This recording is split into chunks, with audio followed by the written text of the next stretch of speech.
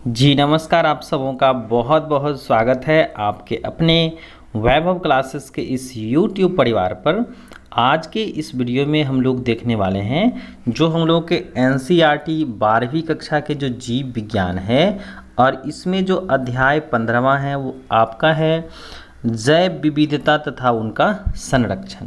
इसमें जितने भी सारे NCERT के सवाल हैं, जैसे ही पहला सवाल पूछा गया है कि जैव विविधता के किन्हीं 3 आवश्यक घटकों के नाम बताएं, यानी कि यहाँ पर पूछा जा रहा है कंपोनेंट्स का नाम पूछा जा रहा है। दूसरा सवाल है पारिस्थितिकीविद किस प्रकार विश्व की कुल जातियों का आकलन करते हैं। तीसरा सवाल है उष्णकटिबंधीय क्षेत्रों में सबसे अधिक स्तर की जाति समृद्धि क्यों मिलती है, इसकी 3 परिकल्पनाएं दीजिए। उसके बाद है जातीय क्षेत्र संबंध में रिग्रेशंस की ढलान का क्या महत्व होता है। उसके बाद है किसी भौगोलिक क्षेत्र में जाति क्षति के मुख्य कारण क्या क्या हैं। उसके बाद है पारिस्थितिक तंत्र के कार्यों के लिए जैव विविधता कैसे उपयोगी हैं और पवित्र उपवन क्या होता है, इनके संरक्षण में क्या भूमिका है। उसके बाद है पारितंत्र सेवा के अंतर्गत बाढ़ व भू अपरदन यानी कि सॉइल इरोजन्स नियंत्रण आते हैं। यह किस प्रकार पारितंत्र के जीवीय घटकों बायोटिक कंपोनेंट्स द्वारा पूर्ण होते हैं। उसके बाद है पादपों की जाति विविधता 22%, जंतु 72% की अपेक्षा बहुत ही कम है। क्या कारण है कि जंतुओं में अधिक विविधता देखने को मिलती हैं। उसके बाद है क्या आप ऐसी स्थिति के बारे में सोच सकते हैं जहां पर हम जानबूझकर किसी जाति को विलुप्त करना चाहते हैं, क्या आप इसे उचित समझते हैं। तो ये सब के सब जो हैं आपके जो जैव विविधता एवं संरक्षण में जो हैं आपके NCERT के सवाल हैं। तो चलिए हम लोग एक एक करके इसको जो है समझते हैं। पहला सवाल पूछा गया है कि जैव विविधता के किन्हीं 3 महत्वपूर्ण घटकों के नाम बताएं। तो जैव विविधता जो होता है, जिसको हम लोग बायोडाइवर्सिटी कहते हैं, किसी भी क्षेत्र में पाए जाने वाले जीवों की जो विभिन्नताएं होती हैं, विविधता जो होती हैं, जिसको हम लोग वेराइटीज़ एंड वेरिएबिलिटी भी कह सकते हैं, तो उसको हम लोग बायोडाइवर्सिटी कहते हैं। सीधे सीधे अगर हम लोग समझें कि हमारे आसपास जो है विभिन्न प्रकार के पेड़ पौधे और जीव जंतु पाए जाते हैं, तो उसमें जो पाए जाने वाली जो विभिन्नताएं हैं, विविधताएं हैं, उसी को हम लोग क्या कहते हैं, जैव विविधता कहते हैं। जिसमें से आपका पहला है आनुवांशिक जैव विविधता है, उसके बाद है जातीय विविधता है और पारिस्थितिक विविधता है। तो इसको हम लोग जो विविधता को अंग्रेजी में कहते हैं हम लोग बायोडाइवर्सिटी कहते हैं। क्या कहते हैं, बायोडाइवर्सिटी कहते हैं। तो यहाँ पर 3 तरह के हो गए, एक हो गया आपका जेनेटिक, दूसरा हो गया स्पीसीज और उसके बाद हो गया इकोलॉजिकल डाइवर्सिटी। चलिए उसके बाद सवाल पूछा गया है दूसरे नंबर में कि पारिस्थितिकविद जो है दुनिया में मौजूद प्रजातियों की कुल संख्या का अनुमान कैसे लगाते हैं।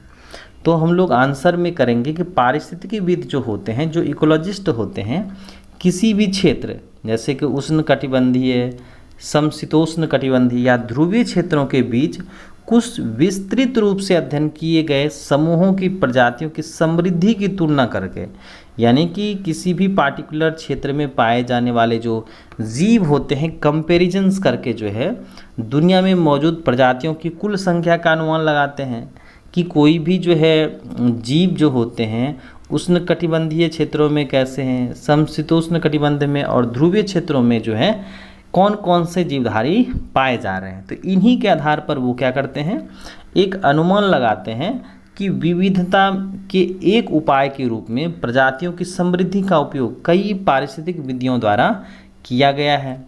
जैसे प्रजातियों की समृद्धि को मापने के लिए प्रजातियों के घनत्व, यानी कि यहाँ पर जो है प्रजातियों की डेंसिटी तथा प्रति वर्ग मीटर में प्रजातियों की संख्या का सबसे अधिक उपयोग किया जाता है। यानी कि जो इकोलॉजिस्ट होते हैं वह किसी भी प्रजाति की समृद्धि को मापने के लिए ना प्रजातियों के घनत्व कि कोई भी जीवधारी जो है किस क्षेत्र में कितना पाया जा रहा है और कितने मीटर प्रजातियों की जो संख्या है वो सबसे अधिक है। तो इन चीज़ों का जो है वो ज़्यादा अवलोकन कर रहे हैं। तो प्रजातियों की बहुतायत यानी कि कितनी संख्या में पाए जा रहे हैं, और प्रजातियों के आनुपातिक बहुतायत आधारित सूचकांक विविधता के माप के लिए कुछ वैकल्पिक दृष्टिकोण होते हैं। तो क्या है, हम लोगों का सवाल है कि पारिस्थितिकीविद जो इकोलॉजिस्ट होते हैं दुनिया में मौजूद प्रजातियों की कुल संख्या का अनुमान कैसे लगाते हैं। तो वो क्या करते हैं, किसी विशेष क्षेत्रों के आधार पर लगाते हैं, और वहाँ पर पाए जाने वाले जो प्रजातियाँ होती हैं, प्रजातियों के घनत्व, प्रति वर्ग मीटर प्रजातियों की संख्या, इनका ये क्या करते हैं, उपयोग करते हैं। चलिए अब हम लोग नेक्स्ट देखें। तीसरा सवाल पूछा गया कि यह समझाने के लिए 3 परिकल्पनाएं दीजिए क्यों उष्णकटिबंधीय क्षेत्र प्रजाति में समृद्ध उच्चतम स्तर को दर्शाते हैं। तो यहाँ पर हम लोग आंसर्स करेंगे कि उष्णकटिबंधीय क्षेत्रों में समशीतोष्ण क्षेत्रों की तुलना में अधिक स्थिर जलवायु होती हैं, और स्थानीय प्रजातियां प्राकृतिक गड़बड़ी की अनुपस्थिति में भी क्या करती हैं, जीवित रहती हैं। उसके बाद है अधिकांश उष्णकटिबंधीय क्षेत्रों में गर्म तापमान और उच्च आर्द्रता विविध प्रजातियों के विकास और अस्तित्व के लिए अनुकूल परिस्थितियां उपलब्ध करती हैं। और तीसरा है कि उष्णकटिबंधीय क्षेत्रों को वर्षा भर यानी कि जो वर्षा होते हैं अधिक सौर ऊर्जा प्राप्त होती है। यानी उष्णकटिबंधीय क्षेत्रों में जो वर्ष भर में जो है अधिक वर्षा होती हैं, और उसके बाद जो है सौर ऊर्जा भी ज़्यादा मिल पाती हैं। तो इस वजह से जो है उष्णकटिबंधीय समुदाय अधिक जो है ना पौधे लगते हैं, यानी उत्पादक होते हैं, और कई प्रकार की प्रजातियों को भी क्या करते हैं, ये विकसित करने में मदद करते हैं। चलिए उसके बाद नेक्स्ट सवाल पूछा गया है कि प्रजाति क्षेत्र संबंध में प्रतिगमन के ढलान का क्या महत्व होता है। तो हम लोग आंसर्स में करेंगे कि प्रतिगमन का ढलान जो होता है या प्रतिगमन गुणांक किसी क्षेत्र में प्रजातियों की समृद्धि को मापना जो है वह आसानी करता है। किसी देश जैसे सीमित क्षेत्र के लिए टेक्टोनॉमिक समूह या क्षेत्र से पड़े 0.1 से लेकर के 0.2 का स्थिर मान देता है, और यह उन सभी छोटे क्षेत्रों के लिए आश्चर्यजनक रूप से समान रहता है जिनके विपरीत पूरे महाद्वीप जैसे आपके बड़े बड़े जो है प्रजातीय क्षेत्र संबंध को मापने के लिए प्रतिगमन मानों की ढलान के लिए क्या होता है, एक सीमा में होता है। चलिए उसके बाद हम लोग नेक्स्ट देखें। 5वां सवाल है कि किसी भौगोलिक क्षेत्र में प्रजातियों के नष्ट होने के मुख्य कौन कौन से कारक हैं। यानी कि किसी भी भौगोलिक क्षेत्र में जो है जो प्रजातियां जो विलुप्त हो रही हैं, जो नष्ट हो रही हैं, इसके कौन कौन से कारण हो सकते हैं। तो हम लोग आंसर्स में कर सकते हैं किसी भौगोलिक क्षेत्र में प्रजातियां जो होती हैं ना वह प्राकृतिक गड़बड़ी के कारण, जैसे जंगल में आग लग जाए या अकाल पड़ जाए, सूखा आ जाए, या मानवीय गड़बड़ी जैसे कि अगर हम लोग किसी भी पौधे को पूरे जंगल को उजाड़ देंगे, आवास का विनाश कर देंगे या आवास विस्थापन कर देंगे, अति विशिष्टीकरण करेंगे, गहन कृषि के साथ साथ प्रदूषण जो होता है यह किसी भी प्रजातियों के नष्ट होने का प्रमुख कारण होता है। जैसे हम लोग इसको जो है यहाँ पर कर सकते हैं कि आवासीय क्षति एवं विखंडन, अगर किसी भी जीवों का किसी भी प्रजातियों का अगर हम लोग घर छीन लें, उजाड़ दें, तो फिर वे जो है प्रजाति नष्ट हो जाएंगे। अति दोहन, अगर हम लोग किसी भी पौधे और जंतुओं को क्या करेंगे, उनका हंटिंग करेंगे, उनका शिकार करेंगे, तो फिर क्या हो जाएगा, वे विलुप्त हो जाएंगे, वो नष्ट हो जाएंगे ना। उसके बाद है विदेशी प्रजाति का आक्रमण। अगर किसी भी सामान्य क्षेत्र में अगर कोई विशिष्ट जीवधारी आता है जो वहाँ पर रहने वाले जीवों को क्या कर देता है, आक्रमण करता है, उसको कील करता है, तो इस तरह से भी जो है प्रजातियां क्या होती हैं, नष्ट होती हैं। उसके बाद है सह विलुप्तता, अगर किसी भी जीवधारी को क्या कर दिया जाए, किल कर दिया जाए। तो यहाँ पर क्या है कि जितने भी सारे पारिस्थितिक तंत्र होते हैं उसमें सभी जीवों का जो है संतुलन बना रहना जरूरी है। अगर किसी भी पारिस्थितिक तंत्र में कोई एक सदस्य क्या हो जाता है, नष्ट हो जाता है, तो उसका प्रभाव जो होता है किसी अन्य दूसरे जीवधारी पर पड़ता है, किसी अन्य दूसरे लेवल पर पड़ता है, क्योंकि एक जीवधारी जो है दूसरे जीवधारी पर निर्भर रहता है, चाहे वो भोजन के लिए हो चाहे किसी अन्य चीज़ों के लिए हो। उसके बाद है स्थानांतरण एवं झूम कृषि। इसमें क्या किया जाता है, वनों में आग लगा दी जाती हैं, तो इस तरह से क्या होता है, हमारी जो प्रजातियां हैं वो नष्ट हो रही हैं। उसके बाद है आपका कि पारिस्थितिक तंत्र के कामकाज के लिए जैव विविधता कैसे महत्वपूर्ण है। तो हम लोग आंसर्स में करेंगे कि पारिस्थितिक तंत्र के कामकाज के लिए जैव विविधता महत्वपूर्ण होता है क्योंकि यह उत्पादक में योगदान देता है, यानी कि जो उत्पादक होते हैं ना, ये भोजन बनाने का काम करते हैं।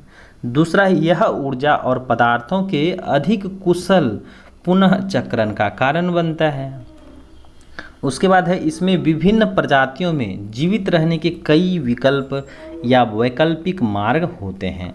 उसके बाद फोर्थ है कि समृद्ध जैव विविधता प्रत्येक ट्रॉफिक स्तर पर उपलब्ध विकल्प प्रदान करती हैं और सभी खाद्य श्रृंखला से जुड़े हुए रहते हैं और अपने अजैविक पर्यावरण के साथ इस तरह से जो हैं यहाँ पर जुड़े रहते हैं ताकि प्राकृतिक चक्र चलते रहे और प्राकृतिक तंत्र आत्मनिर्भर इकाई बन सके।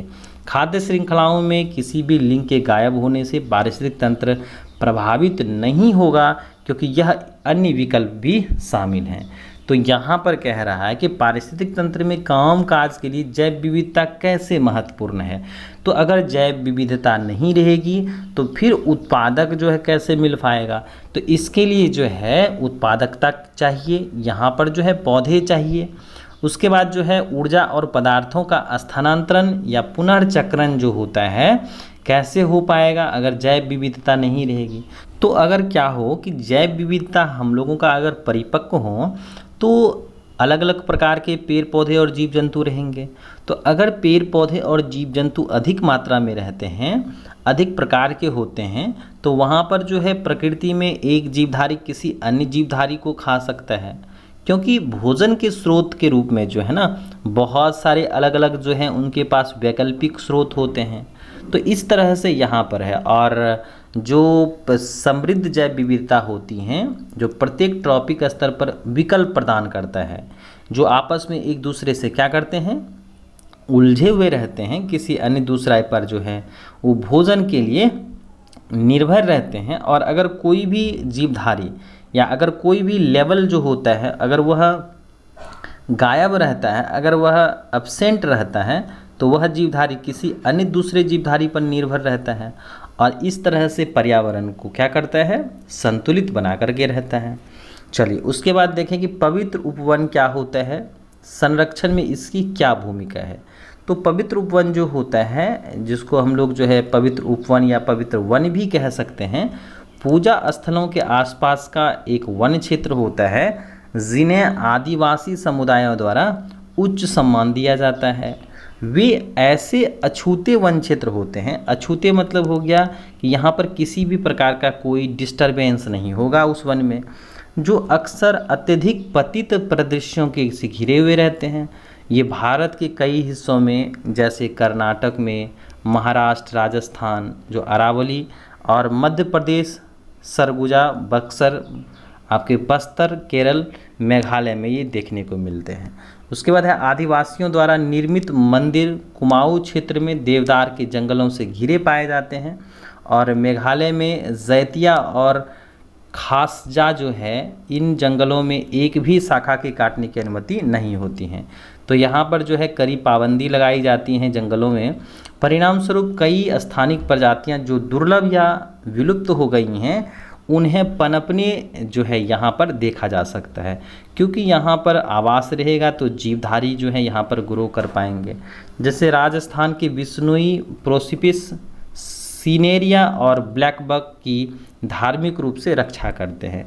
तो यहाँ पर जो है पवित्र उपवन का एक अपना ही महत्व होता है, जहाँ पर किसी भी प्रकार से मनुष्य का इंटरफेयर नहीं होता है। नेक्स्ट सवाल है पारिस्थितिक तंत्र सेवाओं में बाढ़ और मृदा अपरदन पर नियंत्रण शामिल है। पारिस्थितिक तंत्र के जैविक घटकों द्वारा इसे कैसे प्राप्त किया जा सकता है। तो हम लोग आंसर में करेंगे कि पारिस्थितिक तंत्र सेवाएं जो होती हैं, पारिस्थितिकी तंत्र प्रक्रियाओं द्वारा पर्यावरण को दिया जाने वाला उत्पाद या लाभ होता है, जो उसकी शुद्धि, सुंदरता और जैव विविधता, प्राकृतिक संसाधनों की सुरक्षा, वन्य जीवन और आदिवासियों के आवास, मिट्टी की सुरक्षा, कार्बन डाइऑक्साइड और O2 का संतुलन, बाढ़, सूखे और प्रदूषण के खिलाफ पानी को बनाए रखने के लिए किया जाता है। उसके बाद है बाढ़ और मृदा अपरदन के नियंत्रण में पौधे महत्वपूर्ण भूमिका निभाते हैं, जिनकी जड़ें जो होती हैं मिट्टी की कणों को बांधे रहती हैं और इस तरह से ऊपरी मिट्टी को हवा के बहते पानी से बहने नहीं देती हैं, और पौधे की जड़ें मिट्टी को छिद्रपूर्ण बनाती हैं और मिट्टी जो होती हैं वह पानी को अपने अंदर से होकर के जाने देती हैं। तो यहाँ पर क्या है कि पारिस्थितिक तंत्र सेवाओं में बाढ़ और मृदा अपरदन पर नियंत्रण शामिल है, क्योंकि पौधे क्या करते हैं, हमारे जल और मिट्टी को जो है अपरदन से यहाँ पर जो है बचाते हैं, ताकि जो है हमारे प्राकृतिक संसाधन जो होते हैं वो ग्रो कर सके। चलिए, उसके बाद है कि पौधे की प्रजाति विविधता 22% है, जबकि जानवर 72% की तुलना में बहुत कम होती हैं। तो जानवरों ने अधिक विविधता कैसे हासिल की, इसके क्या स्पष्टीकरण हो सकते हैं? पौधे की जो प्रजाति विविधता है वो 22% होती हैं और जानवर की जो है 72% है ना। तो जानवरों ने अधिक विविधता कैसे हासिल की, इसके क्या स्पष्टीकरण हो सकते हैं? तो आंसर हम लोग करेंगे कि प्रजाति विविधता से तात्पर्य किसी क्षेत्र में प्रजातियों की विविधता से है, जो जानवरों की तुलना में जो है ना पौधों में कम है। यह अधिक फैलाव जीवित व्यक्तियों की अधिक संख्या के कारण होती हैं और अधिकांश जानवरों में विभिन्न गतिविधियों को नियंत्रित करने और समन्वय करने के लिए सरल और जटिल तांत्रिक तंत्र होता है, जिसके पास जो है खिलाफ प्रतिक्रिया करने के लिए रिसेप्टर्स होते हैं। इनकी अधिकांश प्रतिक्रियाएं अनुकूली होती हैं और बदलती पर्यावरणीय परिस्थितियों में उसके अस्तित्व को सुनिश्चित करती हैं। इसलिए वे उन पौधों की तुलना में बहुत अधिक प्रजातियां स्पष्ट करने के लिए विकसित हुए हैं। उसके पास जो है तंत्रिका तंत्र नहीं होता है और पर्यावरण उत्तेजनाओं के खिलाफ अलग अलग प्रतिक्रिया करते हैं। उसके बाद पूछा गया है कि क्या आप ऐसी किसी परिस्थिति के बारे में, स्थिति के बारे में सोच सकते हैं जहां हम जानबूझकर किसी प्रजाति को विलुप्त करना चाहते हैं? क्या आप उसे उचित ठहराएंगे? चलिए, उसके बाद है हम लोगों का जो है इसके बाद आंसर्स हम लोग करेंगे कि जब बाहरी प्रजातियां अनजाने में या जानबूझकर किसी भी उद्देश्य से एक क्षेत्र में लाई जाती हैं, तब उसमें से कुछ आक्रमण होकर जो है ना या गुस्सैल होकर का आक्रामक होकर के स्थानीय प्रजातियों की कमी या उसकी विलुप्ति का कारण बनती हैं। जैसे गाजर घास है, लॉन्टाना है, हाइथिंथिस है, उसके बाद है आइकॉर्निया जिसको जलकुंभी कहते हैं, जैसी बहुत सारी ऐसी खरपतवार जो है प्रजातियां होती हैं जो पर्यावरण या अन्य देशज प्रजातियों के लिए खतरा होती हैं। इसी तरह से जो है मत्स्य पालन के उद्देश्य से अफ्रीकन कैटफिश स्केलियस जो है गैरीपाइनस मछली को हमारी नदियों में लाया गया, लेकिन अब ये मछली जो है ना हमारी नदियों की मूल कैटफिश प्रजातियों के लिए खतरा बन गई है। इसी कारण से प्रजातियों को उसे जानबूझकर विलुप्त करना होगा। इसी प्रकार अनेक विषाणु जैसे पोलियो विषाणु को विलुप्त करके जो है ना दुनिया को पोलियो मुक्त हम लोग कराना चाहते हैं। तो ये सब के सब जो हैं आपके क्लास 12वीं के जीव विज्ञान के जितने भी सारे NCERT के सवाल थे इसको हम लोगों ने देखा। और इसी तरह से अगर आप जीव विज्ञान के प्रथम और 4th यानी कि जो है जीवों में जनन और उसके बाद प्रजनन स्वास्थ्य के बारे में देखना चाहते हैं तो आप हमारी YouTube चैनल के प्लेलिस्ट पे जाइए, वहाँ पर आप NCERT सॉल्यूशंस में जाकर के आप उसको देख सकते हैं। और जो बच्चे इस चैनल पर नए हैं चैनल को सब्सक्राइब कर लीजिएगा, अपने साथी के साथ ज़रूर शेयर कीजिएगा ताकि आने वाली वीडियो की नोटिफिकेशन सबसे पहले आपको मिल सके। और जीव विज्ञान से संबंधित अगर आप अलग अलग जो है टॉपिक पर जो है देखना चाहते हैं वीडियोस तो आप हमारे चैनल के प्लेलिस्ट पर जाइए, तो वहाँ पर आप जाकर के सीख सकते हैं, नोट्स भी कर सकते हैं। तो चलिए आज के लिए बस इतना ही, हम लोग मिलते हैं नेक्स्ट वीडियो में एक नए टॉपिक के साथ।